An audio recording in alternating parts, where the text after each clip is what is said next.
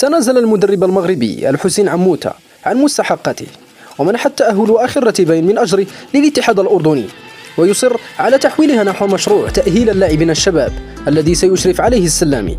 عموتة قال بأنه أخذ كل شيء من الأردن، وأهم شيء أنه بفضل منتخب الأردن أصبحت له مكانة في العالم، وقال أنه مدين للأردن ومن قلة المروءة والنخوة أن يطالب بمستحقات من الاتحاد الذي آمن به، وأنه في ليلة انهزم ب6-0 قبل الأمير الأردني ليعتذر، فما كان من الأمير إلا أن قال له كل ثقة فيك، واصل عملك وربنا معك. يقول عموتة لن أنسى هذا الكلام، وكل ما أطلبه من الأردنيين هو الوقوف جنب السلامي وعدم تركه للأقلام التي ستمزقه عند أول هزيمة، لأنه رجل يريد أن يعطي كل شيء للأردن كأنه منتخب المغرب. أعلن نادي الجزيرة الإماراتي تعاقد مع المدرب المغربي الحسين عموتة.